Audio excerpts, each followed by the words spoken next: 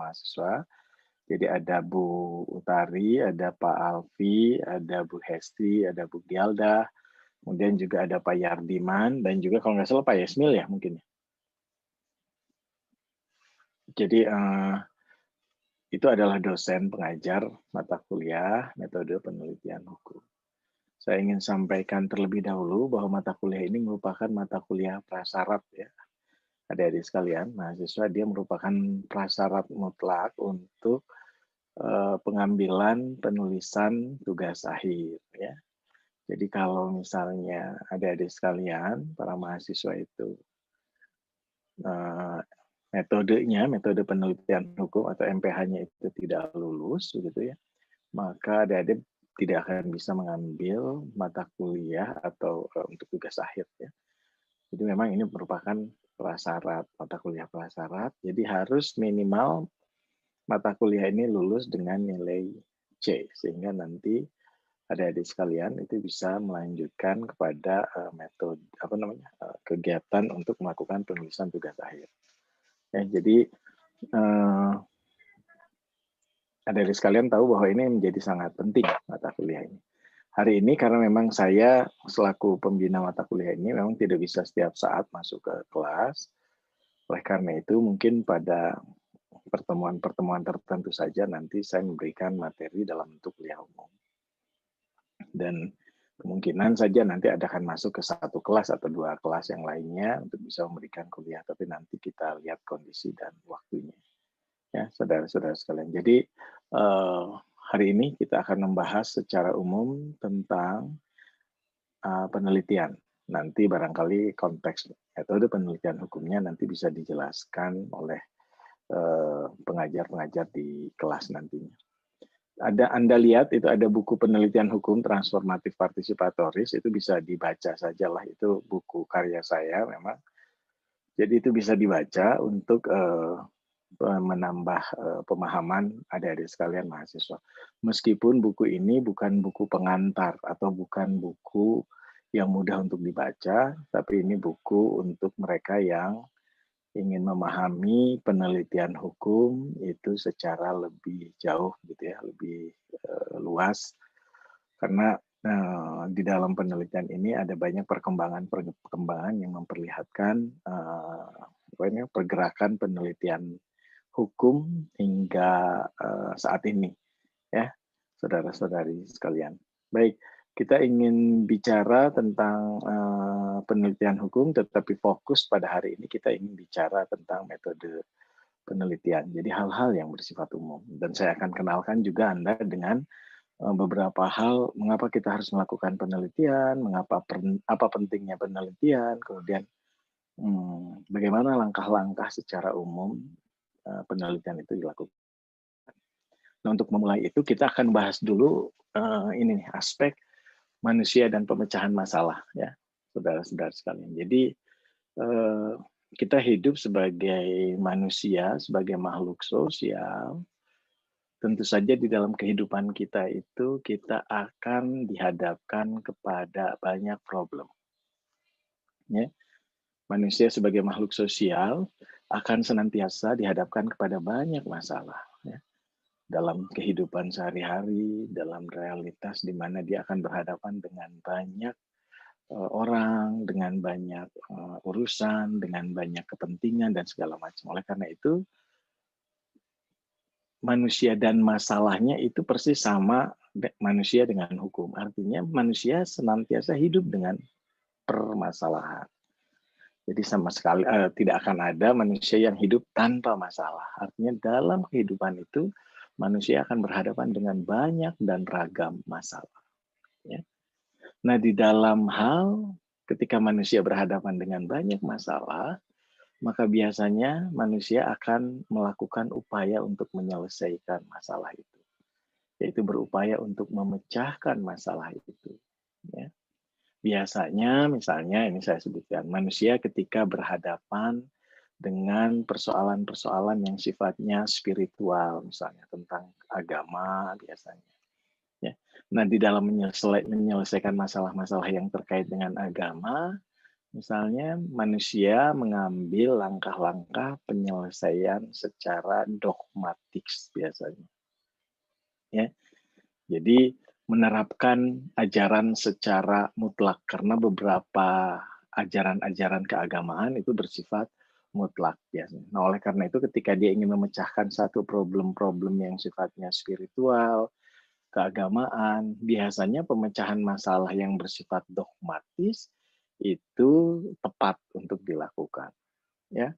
Jadi dengan menerapkan ajaran secara mutlak, misalnya keyakinan yang memang harus diikuti, hukum-hukum dalam syariat keagamaan yang harus diikuti, biasanya problem-problem itu bisa terpecahkan. Biasanya memang untuk pemecahan masalah-masalah yang dogmatis ini ada kaitannya dengan bagaimana agar ajaran-ajaran bisa diterapkan di dalam kehidupan manusia. Tapi manusia juga dalam menghadapi masalah-masalah tidak hanya bisa memecahkan masalahnya secara dogmatis. Jika manusia itu bermasalah dalam lingkungan sekitar, di dalam kehidupan masyarakatnya, di dalam masyarakat di mana dia tinggal, di kampungnya, atau di tempat, di desa di mana dia tinggal, biasanya masyarakat, manusia itu mengalami problem-problem yang dihadapi. Nah, biasanya dalam upaya penyelesaian masalah yang terkait dengan problem-problem di masyarakat, terutama di masyarakat desa, di masyarakat lokal, atau di tempat-tempat lain, biasanya penyelesaian masalah yang dilakukan itu berdasarkan adat atau kebiasaan. Sehingga pemecahan masalahnya itu bersifat tradisional. Tradisional itu menunjuk kepada kebiasaan-kebiasaan lama yang berlangsung di wilayah itu. Ya, biasanya kalau masalah yang terkait dengan pernikahan, perceraian, misalnya penetapan kepala adat atau penetapan siapa yang berhak memimpin dan segala macam, biasanya ada pemecahan masalah berdasarkan kepada kebiasaan-kebiasaan yang berlaku di wilayah itu.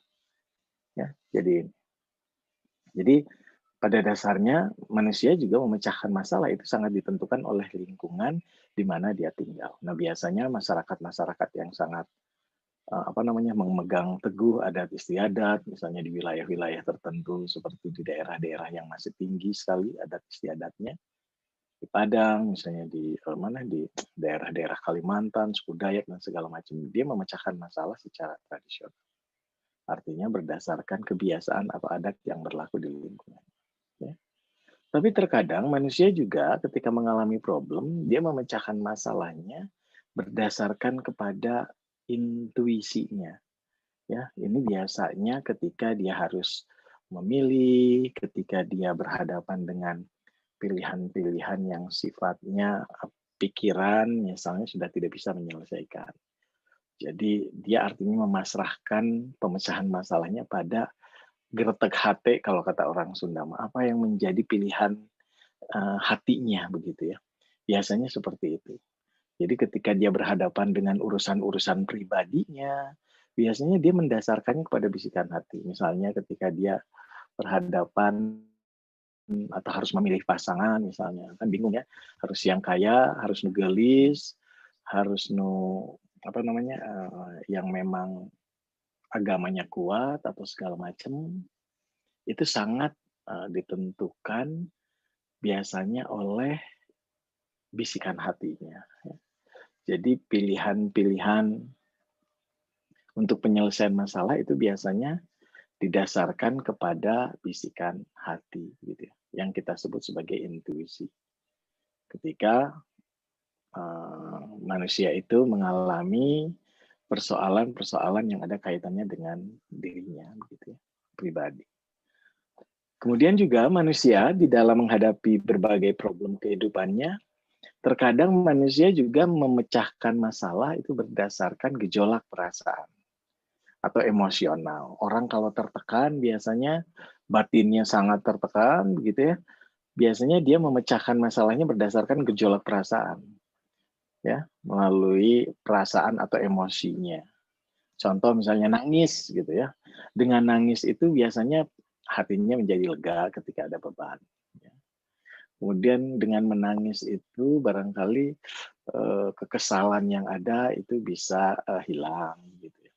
Atau orang dengan cara yang lain misalnya dengan cara marah itu juga merupakan sebuah cara sebetulnya untuk menyelesaikan problem tetapi melalui gejolak perasaan ya atau emosi begitu.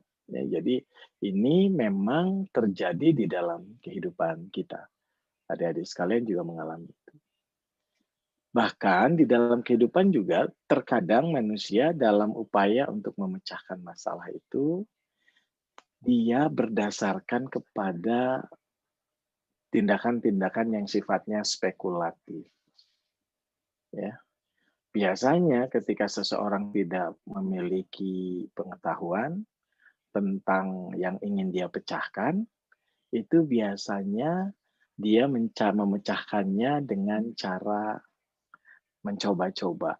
Ya, jadi siapa tahu ini bisa berhasil, siapa tahu ini bisa selesai, gitu ya. Ini dengan cara-cara yang sifatnya spekulatif, itu mencoba-coba, gitu ya. Dan itu biasa dilakukan oleh manusia. Ya. Jadi ada banyak pemecahan masalah yang biasa dilakukan oleh manusia tergantung pada problemnya itu sendiri, kondisi, dan juga di mana sebetulnya si manusia bisa memahami atau mengetahui cara yang dia pecahkan masalah. Tetapi dari berbagai pemecahan masalah yang sudah saya jelaskan tadi, yang sifatnya itu lebih bersifat individual dan tidak bersifat ilmiah biasanya ya. Di antara upaya pemecahan masalah yang dilakukan oleh manusia, manusia juga melakukan langkah atau upaya pemecahan masalah melalui langkah yang disebut penelitian ya. Artinya manusia itu ketika berhadapan dengan masalah maka dia mencoba melakukan upaya pengkajian secara terencana, ya, secara sistematis, secara kritis, dengan menggunakan metode ilmiah tertentu. Nah, jadi ini merupakan langkah yang dilakukan juga oleh manusia ketika dia berhadapan dengan masalah-masalah tertentu. Ya. Nah,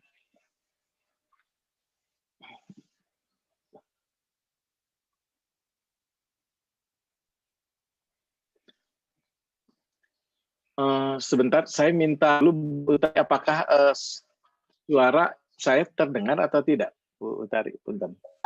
Kedengaran Pak. Jelas nggak kepada adik-adik sekalian? Terdengar, Jelas ya? Pak. Jelas. Oke. Terdengar, Pak. Terdengar. Ya udah semua jadinya ya semua jadinya semua jadinya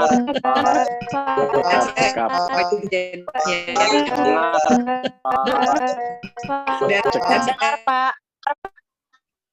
Oke, di mute lagi ya, Bapak Ibu sekalian. Soalnya di suara saya memantul gitu, jadi saya nggak bisa mendengar secara jelas juga. Baik, biasanya manusia menyelesaikan permasalahannya dengan melakukan penelitian dengan menggunakan metode ilmiah. Nah, biasanya mereka atau kelompok orang ini dengan menggunakan metode ilmiah di dalam kaitannya dengan penelitian, itu biasanya mereka para ilmuwan, para akademisi, kaum terpelajar, atau yang kita sebut saat ini adalah mahasiswa dan mahasiswi yang ada yang mendengarkan kuliah saat ini. Jadi biasanya di dalam pemecahan masalahnya yang sifatnya membutuhkan cara yang khusus, cara tertentu, harus sistematis, harus berencana, kemudian juga harus kritis, maka dia menggunakan metode yang disebut dengan ilmiah. Nah, langkah pemecahan masalah inilah yang disebut sebagai penelitian. Biasanya problem-problem yang ingin dipecahkan itu ada banyak problem dalam kehidupan. Tetapi problem yang harus dipecahkan ini menuntut langkah-langkah yang harus sistematis, langkah-langkah yang harus tersusun, langkah-langkah yang harus menggunakan urutan dan tahapan tertentu. Atau dengan kata lain, langkah-langkah yang membutuhkan pemecahan masalah melalui metode ilmiah.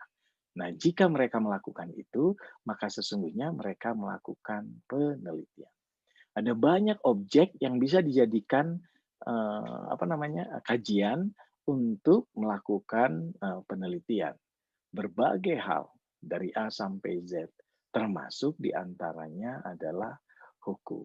Nah, ketika saudara-saudari sekalian mencoba memecahkan masalah-masalah yang ada kaitannya dengan hukum, biasanya, maka kemudian yang harus Anda lakukan adalah mencoba melakukan pengkajian secara berencana, secara sistematis, menggunakan langkah-langkah yang khusus, menggunakan pendekatan yang kritis. Itulah yang disebut sebagai metode ilmiah. Dan jika kita melakukan langkah-langkah seperti itu, maka sesungguhnya kita tengah melakukan apa yang kita sebut pemecahan masalah dengan penelitian barangkali ya. Nah ini, oleh karena itu yang akan kita bicarakan dalam kesempatan ini bukanlah pemecahan masalah dalam bentuk yang seperti dogmatis, tradisional, intuitif, emosional atau spekulatif. Kita tidak bicarakan itu. Yang kita bicarakan adalah pemecahan masalah bagaimana melalui penelitian. Dan kita tahu kemajuan kehidupan kita, kesejahteraan kita, tingkat perkembangan teknologi yang berkembang luar biasa, ini semua adalah merupakan bagian dari bagaimana proses penelitian dilakukan dari masa ke masa. Sejak ditemukannya metode ilmiah barangkali di abad-abad yang lampau sampai sekarang, maka perkembangan ilmu pengetahuan itu begitu luar biasa. Begitu cepat, tidak bisa diprediksi, dan perubahannya telah menggiring kita kepada perubahan yang luar biasa. Ya, kita tahu ada pandemi COVID saat ini juga itu merupakan bagian dari perkembangan keilmuan yang terus berlangsung. Ya, antara wabah penyakit ditemukannya berbagai vaksin, kemudian juga ditemukannya berbagai temuan lain untuk mengatasi problem-problem kesehatan masyarakat dan terus berkembang. Ini merupakan bagian yang ada kaitannya dengan apa yang kita sebut metode ilmiah. Dan itu berlangsung melalui proses pemecahan masalah yang kita sebut dengan melalui langkah-langkah penelitian tersebut. Baik, saudara-saudari sekalian. Jadi kalau kita bicara, lantas apa sih yang disebut dengan metode ilmiah? Ya, mengapa orang melakukan ini dan apa sesungguhnya yang disebut dengan metode ilmiah? Apakah metode ini memang sangat bisa diandalkan untuk memecahkan masalah-masalah yang selama ini dihadapi oleh kehidupan manusia, gitu ya. Nah, untuk bisa mengatakan apa yang disebut dengan metode ilmiah, saya ingin jelaskan dulu secara prinsip apa yang disebut metode ilmiah. Yang disebut dengan metode itu adalah prosedur, saudara-saudara sekalian. Prosedur atau cara untuk mengetahui atau untuk menjalankan sesuatu melalui langkah-langkah yang sistematis. Ya, itu metode. Jadi kalau saudara-saudari sekalian ingin mengetahui apa itu metode, metode itu prosedur, cara untuk mengetahui atau menjalankan sesuatu melalui langkah-langkah yang sistematis. Jadi kalau kita melihat pengertian metode, dari kata metode penelitian hukum, saudara-saudari sekalian sudah mengetahui itu apa arti metode. Ya, yaitu prosedur cara untuk mengetahui menjalankan sesuatu melalui langkah-langkah yang sistematis. Artinya, melalui metode ini kita diharuskan melalui tahapan-tahapan tertentu untuk bisa sampai kepada pengetahuan tertentu. Artinya, untuk bisa memperoleh pengetahuan tertentu itu, kita harus melalui tahapan-tahapan yang telah ditetapkan. Ya, tahapan-tahapan ini biasanya bersifat sistematis. Artinya sistematis itu ada langkah-langkah yang tahap demi tahap itu saling berkaitan. Ada langkah tahap pertama dengan tahap secara keseluruhan itu berkaitan. Jadi itu disebut secara sistematis. Yang pertama, secara sistematif itu tahapnya adalah berurut-urutan biasanya. Dari A ke B, dari B ke C, dari C ke D, terus dia bertahap. Itu secara sistematis ya. Nah, di samping keterkaitan antara satu tahap dengan tahap yang lain, seluruh tahap itu juga saling berkaitan. Jadi tahap A akan berkaitan dengan tahap E, tahap A akan berkaitan dengan tahap B, dan seterusnya. Itu berkaitan secara keseluruhan. Nah, itu yang disebut dengan sistematis. Dan itu yang disebut dengan metode.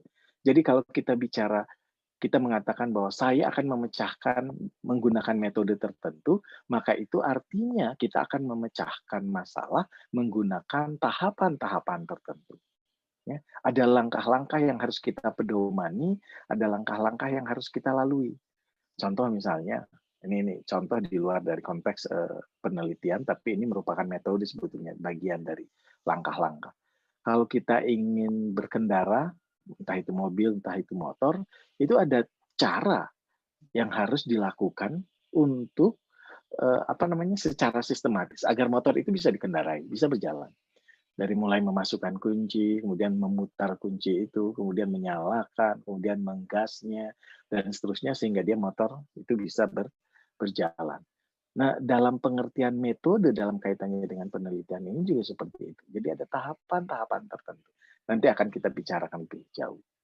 Nah, kemudian apa yang disebut dengan ilmiah? Sehingga kita bisa katakan sebuah metode itu disebut sebagai metode ilmiah.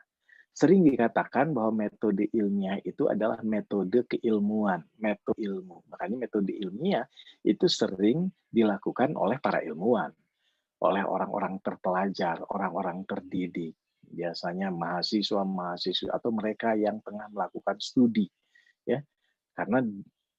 Karena dia akan mencapai atau tengah menuju kepada pemahaman keilmuan yang tinggi. Adik-adik sekalian ini akan menuju kepada upaya pemahaman ilmu pengetahuan yang lebih jauh. Oleh karena itu, di dalam upaya proses untuk pengembangan ilmu itu, adik-adik sekalian harus menggunakan metode ilmiah. Tadi metode itu adalah prosedur atau cara yang dilakukan secara sistematis.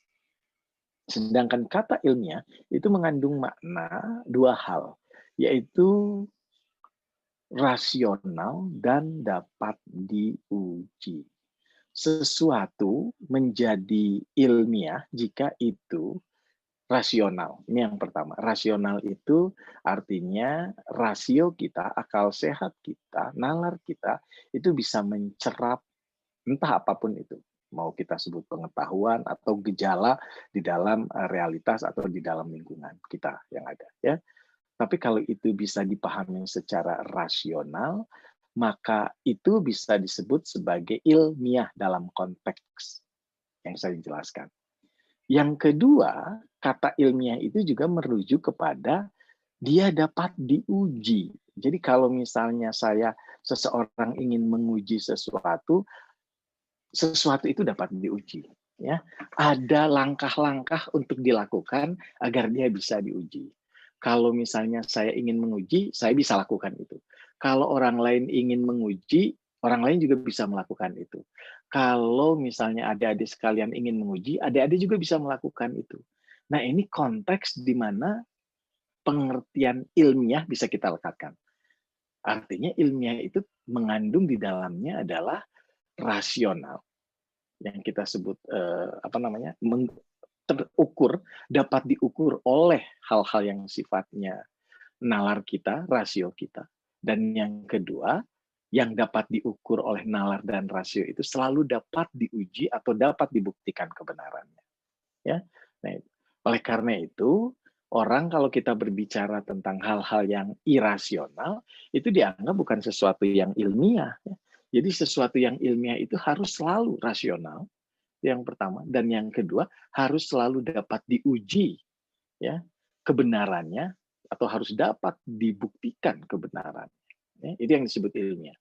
Nah, jadi kalau kita menyatukannya dia dalam satu kata metode ilmiah, gitu, maka kita tahu bahwa prosedur atau cara yang dilakukan secara sistematis itu haruslah rasional dan dapat diuji. Ini prinsipnya. Jadi metode ilmiah itu tidak lain adalah prosedur atau cara untuk mengetahui atau menjalankan sesuatu di mana ukuran-ukurannya yaitu rasional dan dapat diuji. Di luar hal itu, biasanya tidak disebut sebagai metode ilmiah. Jadi kalau Anda bicara tentang metode penelitian hukum, yang dimaksud adalah metode ilmiah dalam hukum, begitu ya. Jadi kalau Anda ingin mengkaji gejala-gejala hukum, problem hukum, Anda harus menggunakan metode ilmiah, yaitu metode cara melalui langkah sistematis yang harus rasional dan dapat diuji. Ya, itu metode ilmiah. Dan tidak semua orang bisa melakukan ini. Jadi hanya orang-orang terdidik, hanya orang-orang yang diajarkan, hanya orang-orang yang melalui proses pembelajaran tertentu, biasanya dia mampu menggunakan metode ilmiah. Nah, di Fakultas Hukum, mata kuliah metode penelitian hukum ini tidak lain diajarkan Anda agar Anda mampu menggunakan metode ilmiah untuk memecahkan masalah-masalah hukum. Ya. Artinya nanti kalau ditanya untuk berargumentasi, ditanya untuk menjelaskan, Anda mampu menjelaskan hukum secara ilmiah karena Anda menggunakannya melalui metode ilmiah. Jadi nanti proses kalau Anda menjelaskan itu nggak debat kusir gitu ya, nggak sesuatu yang tidak ada dasarnya, bukan sesuatu yang tidak jelas, tetapi pada prinsipnya adalah sesuatu yang sangat rasional dan dapat diuji kebenarannya. Nah, ketika Anda akan melakukan penulisan hukum, misalnya skripsi, maka metode ilmiah inilah tools-nya atau mengajarkan kita kepada langkah-langkah untuk bisa melakukan, memecahkan masalah yang Anda akan angkat di dalam penulisan hukum. Ya. Nah, ini metode ilmiah yang kita maksud.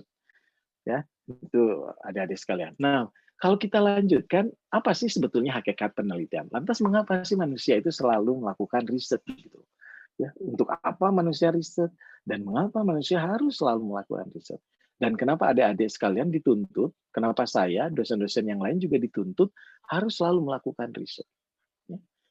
Nah, kalau kita lihat itu dasarnya itu memang kita bisa lihat dari dasar teologis, filosofis, maupun sosiologis. Ya, ada banyak hakikat yang bisa kita tampilkan mengapa kita itu menjadi selalu ingin melakukan riset. Yang pertama, kita sebagai makhluk sosial ya, itu memiliki keinginan untuk selalu ingin tahu terus, rasa ingin tahu yang tinggi. Ya, ini berbeda dengan sebut saja binatang ya. Tapi manusia itu memiliki dorongan ingin tahu yang tinggi. Ya, ingin tahu selalu saja. Dia selalu bertanya baik pada dirinya ataupun kepada siapapun untuk memenuhi rasa ingin tahu. Ya. Dan ini menjadi dorongan yang kuat untuk manusia memecahkan problem-problem dalam kehidupannya. Ya. Dan ini menjadi dasar mengapa manusia selalu melakukan penelitian, selalu melakukan riset, ya, selalu mencoba memecahkan masalah-masalah. Karena memang kita memiliki dorongan ingin tahu yang sangat tinggi. Ya, kemajuan yang terjadi saat ini kan bukan kemajuan yang saya sebut ujuk-ujuk gitu, tiba-tiba kita maju, enggak. Ini adalah sebuah perkembangan dorongan kuat manusia sejak abad lampau yang ingin memperbaiki kehidupannya, kemudian dia melalui riset-riset ilmiah, terus dikembangkan sampai pada akhirnya mencapai tahap yang ada sekarang. Mungkin dulu belum bisa menggunakan penelitian-penelitian ilmiah, tetapi ketika mulai memasuki tahapan-tahapan keilmuan berkembang, mulai memasuki abad 13, 14, 15, 16, puncaknya pada abad 16-17, metode ilmiah berkembang. Dulu perkembangan kehidupan manusia sangat berjalan tertatih lama. Dari zaman Yunani ke zaman modern itu ribuan tahun, adik-adik sekalian. Ribuan tahun. Berjalan luar biasa lamanya begitu. Tetapi dari abad 16-17 sampai abad sekarang, itu hanya dalam ratusan tahun, itu kehidupan manusia mengalami lompatan yang signifikan.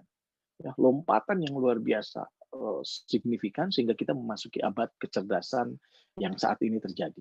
Itu karena apa? Karena riset-riset ilmiah yang berkembang. Temuan-temuan keilmuan di bidang kedokteran, di bidang teknologi dan segala macam. Itu adalah dorongan manusia untuk ingin tahu sekaligus ingin memperbaiki kehidupan.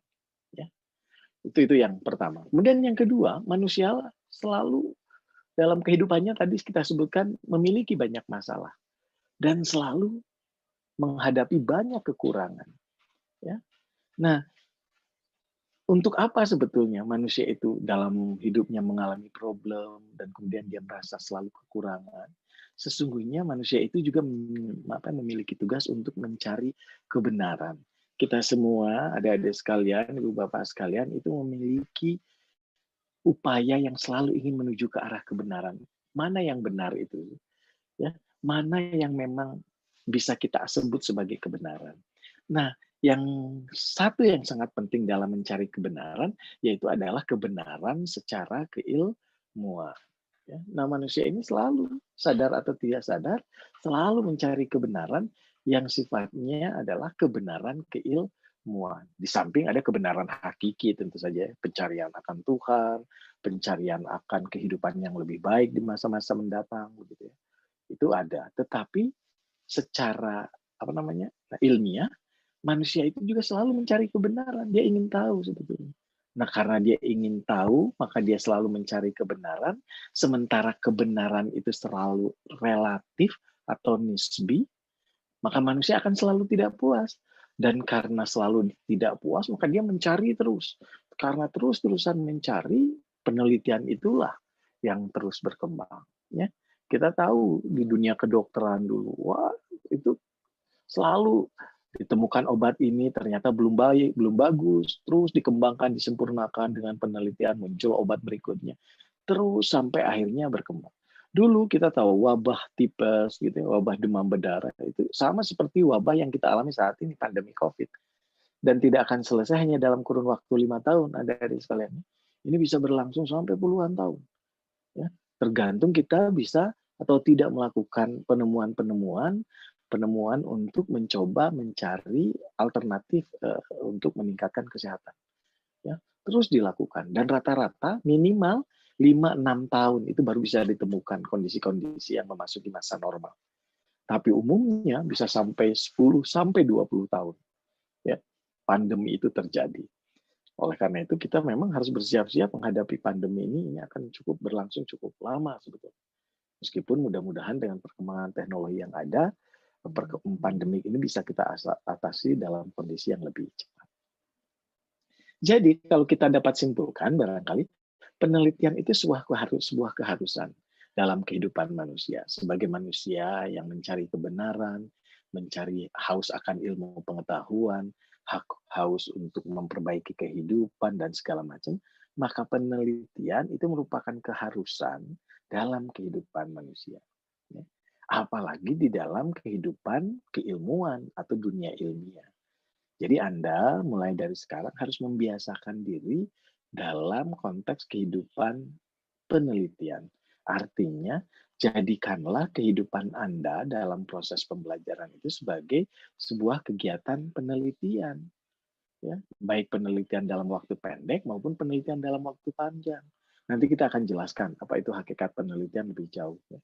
Tetapi kalau Anda selalu berpikir bahwa Anda adalah manusia terpelajar, orang yang terdidik, maka kehidupan Anda, langkah-langkah Anda, itu adalah langkah untuk menuju kehidupan yang lebih baik. Lakukannya lah melalui tahapan penelitian. Ya, nanti kita akan bahas lebih jauh, adik-adik sekalian. Nah, ini adalah sebuah prinsip penelitian yang harus kita pahami. Prinsip penelitian yang harus kita pahami.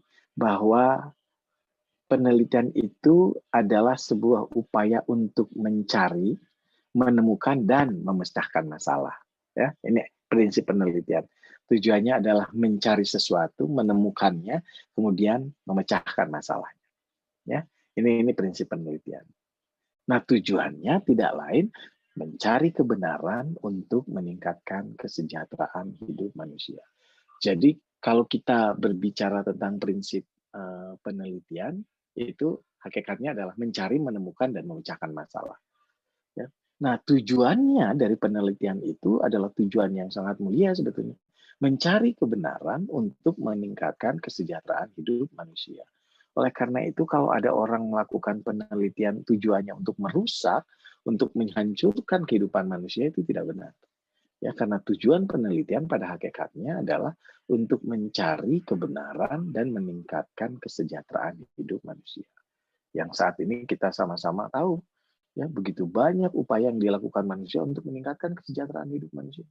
Di samping muncul ekses-ekses yang kita lihat ya, ketika perkembangan teknologi dan segala macam itu mulai muncul problem-problem yang terus juga diselesaikan melalui upaya untuk mencari atau menemukan atau memecahkan masalah. Ya, ini prinsip penelitian. Baik, ini yang kita sudah jelaskan tadi secara tidak langsung bahwa fungsi penelitian itu pengembangan keilmuan. Jadi secara prinsip Anda harus berupaya selalu ingin mengembangkan pengetahuan, mengembangkan ilmu Anda melalui langkah-langkah penelitian. Ya, langkah-langkah penelitian itu di dalamnya terkandung metode penelitian atau yang kita sebut di dalamnya terkandung metode ilmiah. Ya, nah ini fungsi penelitian. Nanti Anda bisa baca saja langkahnya. Nah, lantas kalau kita ingin memahami apa sebetulnya penelitian itu, gitu ya? Apa itu penelitian? Yang kita sering katakan research, gitu ya, di dalam bahasa Inggris, gitu ya, atau sebuah upaya pencarian hakikatnya. Jadi penelitian itu sendiri merupakan upaya pencarian, mencari kembali, ya, yaitu upaya yang terus menerus, ya, sebagai sesuatu yang dilakukan secara berulang dan terus-menerus. Dia mencari sesuatu, tapi dilakukannya terus-menerus dan berulang-ulang. Nah, itu hakikat penelitian. Ya.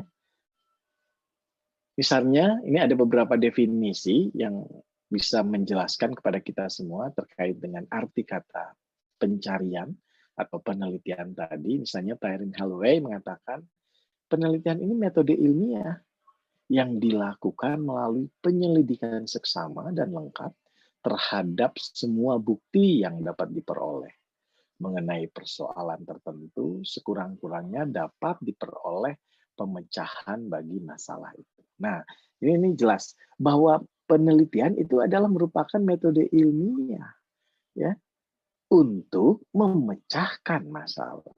Nah, kita sudah tahu metode ilmiah itu tidak lain adalah langkah-langkah atau cara atau tahapan yang sistematis, yang rasional dan dapat diuji. Ya. Nah, di dalam konteks penelitian ini adalah metode ilmiah untuk memecahkan masalah. Ya, yaitu artinya pemecahan masalah itu harus dilakukan melalui tahapan yang kita sebut tadi, metode ilmiah. Maka itulah yang disebut dengan penelitian. Ya. Anda boleh cari referensi, boleh cari definisi, dan hal-hal lain yang terkait dengan pengertian metode ilmiah. Tetapi ini penting bahwa jadi kalau kita mengatakan metode ilmiah atau metode penelitian, kita sudah mulai masuk bahwa itu merupakan metode ilmiah. Metode penelitian itu tidak lain adalah metode ilmiah yang digunakan untuk memecahkan masalah, yaitu tahapan-tahapan tertentu yang dapat diuji kebenarannya dan juga bersifat rasional. Gitu. Nah, kalau kita tinggal tambahkan kata hukum di belakangnya, metode penelitian hukum itu tidak lain adalah metode ilmiah, ya, yang digunakan untuk memecahkan masalah-masalah hukum, ya, dengan kualifikasi rasional atau dapat diuji kebenaran. Ya, jelas itu. Oleh karena itu, nanti ketika Anda melakukan penulisan hukum ke depan, Anda harus menggunakan metode ilmiah ini sebagai cara untuk memecahkan masalah. Nah, oleh karena itu Anda akan diuji biasanya. Akan diuji oleh banyak dosen, akan diuji oleh tim penguji, yang masing-masing bisa saja akan menyampaikan argumentasi-argumentasi yang berbeda. Tetapi karena dia menggunakan metode ilmiah, maka dia harus dapat diuji. Anda harus bisa membuktikan, dosen juga harus bisa membuktikan. Ya, ini penting bagi kita semua. Oleh karena itu, di dalam penulisan hukum nantinya, Anda akan melakukan langkah-langkah upaya metode ilmiah. Dan metode penelitian hukum akan mengajarkan kepada Anda bagaimana langkah-langkah itu harus dilalui, harus dilakukan, sehingga Anda nanti sampai kepada pemahaman pemecahan masalah hukum yang benar, yang rasional, yang dapat diuji oleh siapapun yang ingin melakukan pengujian. Ya, nah ini yang dimaksud kurang lebih sebagai penelitian. Paling tidak Anda sudah mulai memahami apa itu metode penelitian. Nah, kalau kita lihat, memang ada langkah penelitian secara umum, secara singkat begitu. Jadi kalau kita ingin lihat, kita ingin bagi secara umum tentang metode atau langkah-langkah penelitian atau metode penelitian ini, paling tidak ada 4 langkah yang harus dilakukan secara umum. Biasanya 4 langkah ini memiliki sub-sub langkah yang sangat detail. Ya. Jadi ada banyak langkah nantinya, tetapi secara umum kita bisa kualifikasikan menjadi 4 langkah. Ya. 4 langkah ini harus dilakukan untuk dikualifikasikan langkah-langkah kita menjadi langkah yang ilmiah, ya, atau penelitian yang menggunakan di dalamnya metode yang ilmiah. Begitu. Yang pertama, langkahnya. Yang pertama itu kita harus mengenal dan mengidentifikasi masalah yang akan dipecahkan. Ya, contoh saya ingin sebutkan.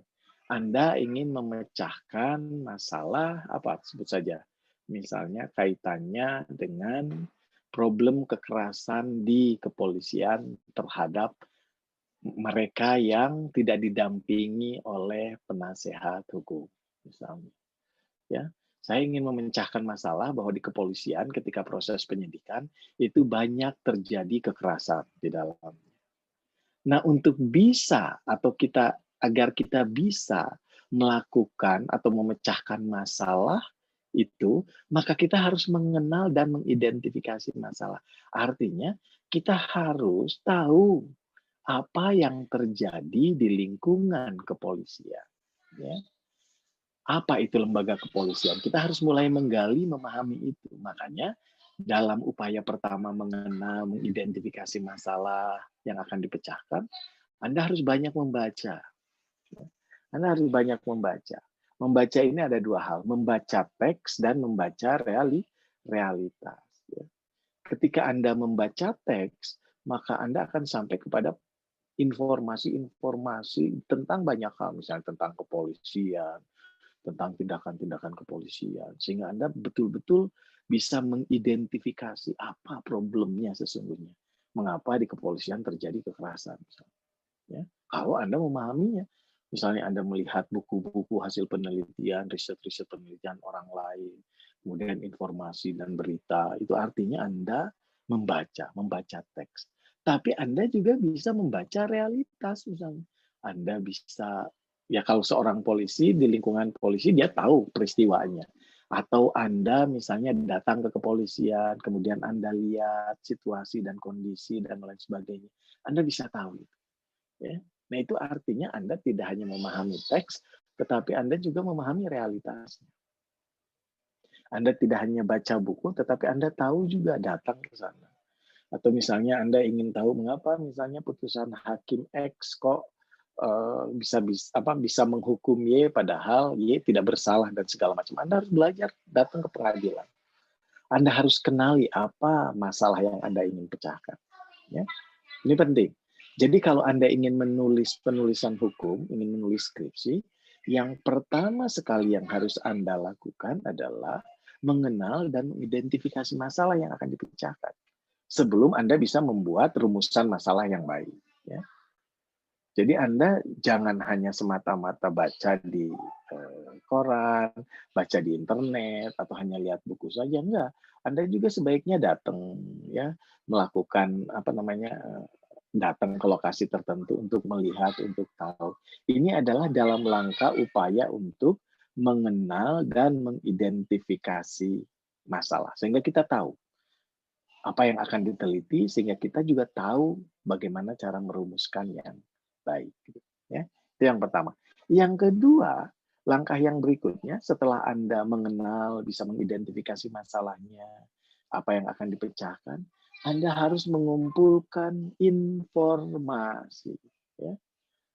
Anda harus mengumpulkan informasi. Bagaimana mengumpulkan informasi ini?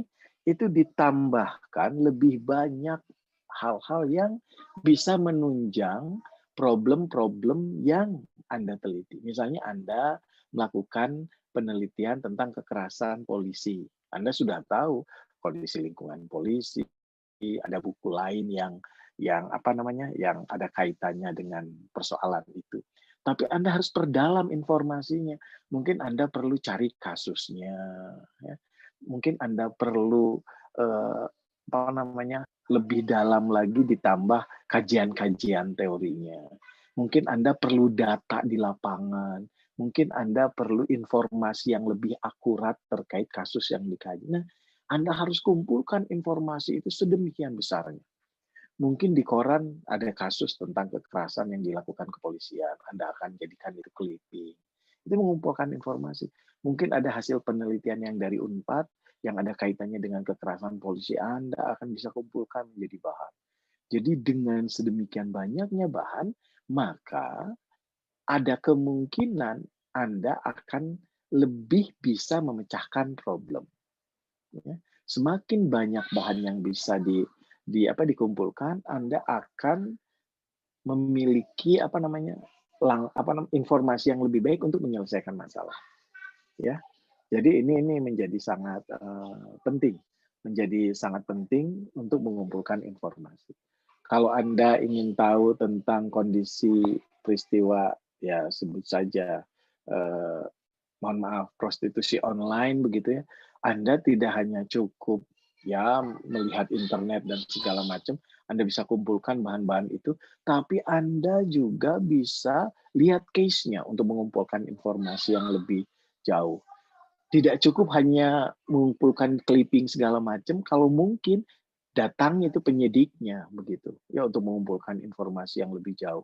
Datangi penyidiknya, datangi itu para aktor-aktornya, datangi misalnya mucikarinya, datangi segala hal yang ada kaitannya yang mau dapat memberikan informasi kepada apa yang menjadi persoalan yang ingin kita pecahkan.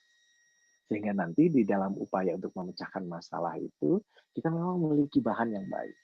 Ya. Ini langkah umumnya. Nanti kita akan jelaskan langkah detailnya pada penelitian-penelitian yang lebih teknis. Yang berikutnya, setelah informasi itu dikumpulkan, yang harus dilakukan oleh saudara-saudari sekalian itu adalah melakukan analisis data. Analisis datanya. Ada case-nya, ada informasi dari si A, ada informasi dari polisi, ada informasi dari pelakunya, ada informasi dari penyidik, ada analisis pakar, ada komentar ahli, lakukan itu analisis. Kumpulkan, kemudian dikaitkan satu dengan yang lain, lihat aturan-aturan hukumnya, berikan komentar-komentar atau tanggapan-tanggapan dari para ahli, Anda berikan juga tanggapan Anda ke dalam problem itu Anda sudah melakukan analisis data. Ya. Data-data itu dikaitkan satu dengan yang lainnya. Diberikan catatan kekuatan, kelemahan, peluangnya, tantangannya, dan bagaimana upaya penyelesaiannya, itu tidak lain adalah melakukan analisis data. Lakukan itu. Ya. Itu artinya Anda telah melakukan langkah-langkah penelitian sampai kepada tahap yang ketiga. Ya. Nah ini. Jadi yang pertama mengenal, mengidentifikasi masalah yang akan dipecahkan. Kemudian yang kedua, kumpulkan informasi selengkap mungkin tentang itu, baik informasi tertulis, informasi yang diperoleh secara wawancara atau segala macam, itu bisa dilakukan untuk melengkapi data-data yang ada sehingga dia bisa menjawab permasalahan. Lakukan langkah analisis data, ya. Kaitkan satu dengan yang lain, hubungkan satu dengan yang lain, lihat kekuatan, kelemahan dan segala macamnya, ya. Itu sudah masuk ke dalam langkah analisis. Baru yang keempat yaitu adalah menjawab masalah itu, yaitu menggambarkan faktor-faktor yang berhubungan dengan masalah. Artinya, Anda pecahkan masalah itu dan jawab. Itu adalah yang kita sebut dalam penelitian itu sebagai simpulan atau akhir dari sebuah penelitian. Yaitu apa? Jawaban. Nanti misalnya kalau Anda setelah meneliti, setelah dianalisis, setelah dikumpulkan informasinya, kemudian Anda misalnya akhirnya bisa menjawab apa yang menjadi faktor terjadinya kekerasan di kepolisian dalam penyidikan. Bagaimana upaya untuk menyelesaikannya? Itu artinya mampu menggambarkan faktor yang berhubungan dengan masalah yang Anda kaji. Ya. Sehingga nanti Anda bisa memecahkan, hasil akhirnya Anda bisa memecahkan masalah yang dihadapi dalam tindak pidana kekerasan di kepolisian. Dan ini bisa menjadi referensi kalau itu dipublikasi atau kemudian diterbitkan hasil penelitian Anda. Itu menjadi referensi bagi yang lain. Dan kalau itu hasilnya bernilai praktis, barangkali itu akan dilakukan oleh, misalnya menurut Anda perlu adanya pengawasan yang lebih tinggi, yang lebih kuat dari atasan ke bawahan, perlu penerapan etika dalam pemeriksaan, misalnya perlu untuk bisa menghukum mereka pelaku kekerasan harus dihukum lebih berat dan segala macam. Bisa jadi upaya-upaya yang Anda lakukan dalam penelitian itu digunakan dalam kebutuhan praktek. Itu artinya menjadi solusi bagi kehidupan masyarakat. Ya. Nah, ini langkah-langkah penelitian yang harus Anda lakukan secara umum. Tapi jenis penelitian dalam penelitian hukum akan banyak, sangat banyak, yang masing-masing metode dan tahapannya itu berbeda. Nanti mungkin dosen kelas itu akan menjelaskan secara detail, secara rinci, langkah-langkah penelitian dari ragam metode yang ada. Saya hanya menggambarkannya secara umum saja, barangkali ya, bagi Anda sekalian, agar Anda paling tidak memahaminya secara umum. Nah, ini yang harus diperhatikan kalau Anda melakukan penelitian ilmiah. Dan ini menjadi catatan yang penting agar Anda dapat dikategorikan sebagai orang yang menggunakan metode ilmiah, sebagai seorang yang terpelajar atau seorang ilmuwan. Yang pertama, penelitian ilmiah itu harus ada tujuan yang jelas, ya. Purposiveness. Jadi Anda harus memiliki tujuan yang jelas ketika melakukan penelitian. Ya. Apa tujuannya? Anda harus punya tujuan tuh ketika Anda ingin melakukan penelitian tentang kasus prostitusi online misalnya, apa tujuannya? Untuk apakah untuk memberikan penggambaran yang jelas faktor-faktor apa misalnya mengapa terjadi prostitusi online, atau Anda ingin memberitahukan kepada masyarakat misalnya bahwa bagaimana upaya penanggulangan prostitusi online, ya. Jadi tujuannya harus jelas. Tujuannya untuk apa?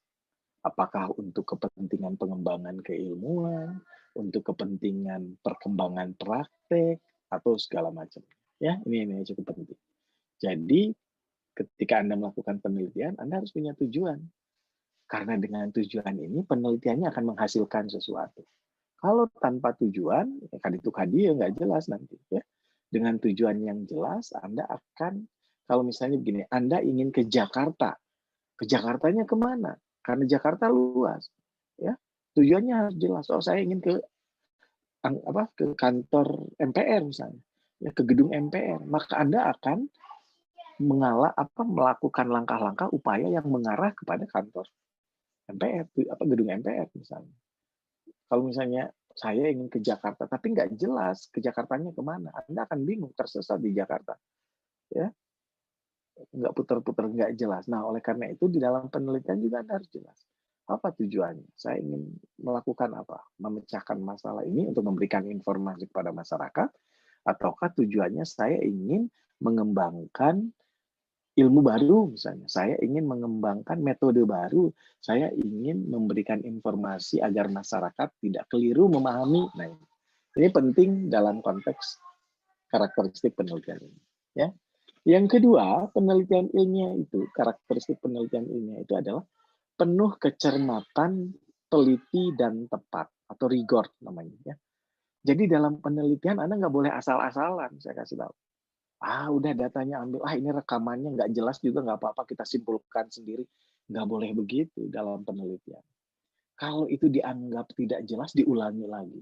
Kalau perlu direkam, kalau nggak cukup direkam, difoto gitu ya.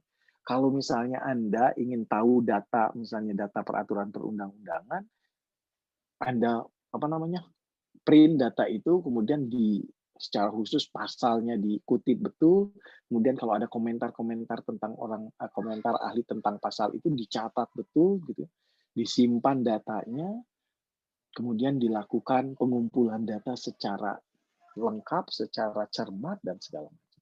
Tetapi dalam proses penelitian Anda harus cermat dan teliti. Namanya juga peneliti. Ya, maka Anda harus teliti dan cermat. Jangan sembarangan, karena hasilnya itu hasilnya itu akan dibaca oleh orang lain. Ya. Albert Einstein, Isaac Newton itu melakukan penelitian dengan kecermatan dan ketelitian sehingga hasilnya akan bermanfaat bagi manusia. Tapi kalau penelitiannya asal-asalan itu nggak akan ada manfaat. Ya. Nah, ini cukup penting. Kemudian yang berikutnya adalah testability. Jadi penelitian ilmiah selalu harus dapat diuji kebenarannya. Bukan hanya Anda, setiap orang yang ingin menguji itu bisa. Kalau Anda menggunakan metode tertentu, maka orang lain menggunakan metode yang sama dengan Anda, itu pasti bisa menguji hasil penelitian Anda. Ya, itu namanya testability. Kemudian replicability, jadi dapat diterapkan dalam situasi yang identik untuk metode tertentu, misalnya metode kuantitatif, ya, empiris, itu bisa diterapkan dalam situasi yang identik. Misalnya penelitian tentang tingkat perceraian di Indramayu misalnya, karena dia dihitung secara kuantitatif, kalau ada masyarakat lain, misalnya di daerah Jawa Barat ini, ada masyarakat yang mirip masyarakat Indramayu, karakter ekonomi, karakter sosial, karakter kehidupan budayanya, maka penelitian di Indramayu itu akan bisa diterapkan di daerah itu. Ya, paling tidak jadi dasar untuk kajian mendalam di daerah itu. Itu artinya replicability. Ya, artinya bisa diterapkan di beberapa wilayah kalau metode yang digunakan itu memang tepat. Dan biasanya di dalam metode penelitian ini biasanya yang sifatnya kuantitatif atau penelitian dengan menggunakan data-data statistik. Ya. Kalau data-data statistik biasanya itu replicability, bisa diterapkan. Kemudian juga dalam penelitian ilmiah itu harus precision and confidence. Jadi kalau kita melakukan penelitian, seberapa tepat gitu loh sampel mendekati kenyataan. Ya. Kalau kita ingin melakukan penelitian, sebut saja penelitian ke kepolisian, Anda harus mengambil sampel yang tepat bahwa yang diteliti, orang yang diwawancara, sebut saja, itu memang polisi yang bekerja di situ. Jangan orang yang lewat di kepolisian kemudian diwawancarai, nggak jelas, nggak tahu, nggak akan tepat. Ya, itu nggak precision, jadi nggak presisinya kurang bagus. Jadi kalau Anda ke pengadilan ingin melakukan penelitian, itu harus bisa dipastikan orang yang diwawancara dan segala macam itu memang pekerja yang ada di pengadilan atau ada hubungannya dengan kasus yang Anda teliti, misalnya. Sehingga itu nanti tepat sampelnya. Ya. Nah, ini jelas ya. Jadi diharapkan Anda memahami karakteristik penelitian ini. Presisi dan confidence. Kemudian juga objectivity. Ya. Tidak subjektif dan emosional, tetapi penelitian bersifat intersubjektif, intertekstualitas. Artinya, dalam melakukan penelitian, Anda tidak menggunakan emosi Anda, tetapi justru memang Anda mengkajinya berdasarkan pemikiran rasional, menggunakan langkah-langkah metode yang sudah bisa dikatakan teruji kebenaran. Ya. Jadi kalau Anda melakukan penelitian, mewawancara seseorang, Anda jangan menduga-duga dengan emosional karena Anda bisa, ini orang ini pasti begini karena nggak boleh begitu. Tapi harus dilakukan melalui tahapan-tahapan metode dan Anda harus objektif.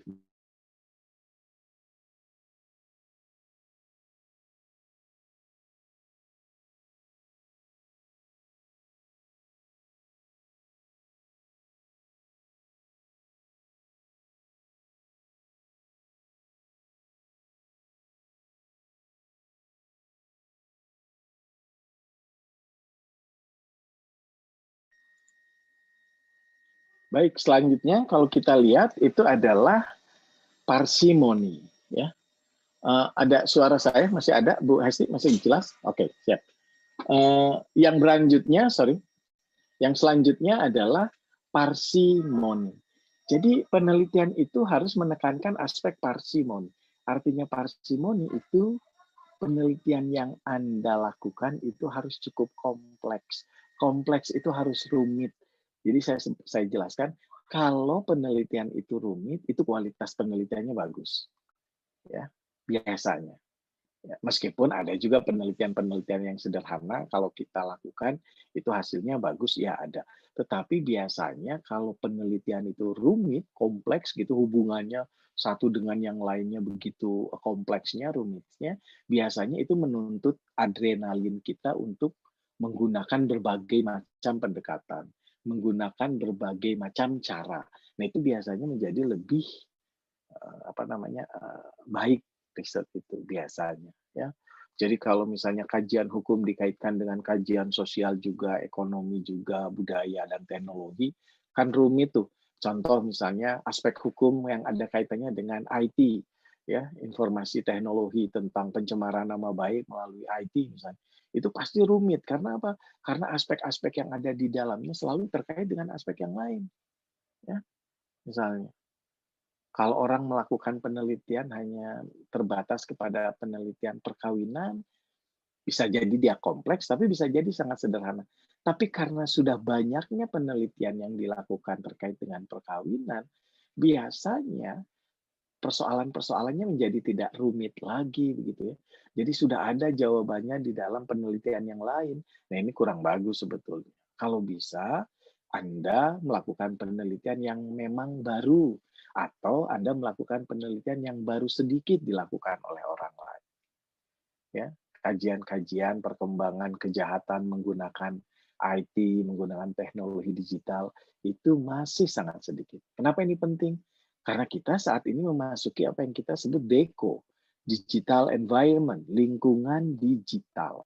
Hidup Anda ditentukan oleh kehidupan digital, tergantung kepada teknologi digital.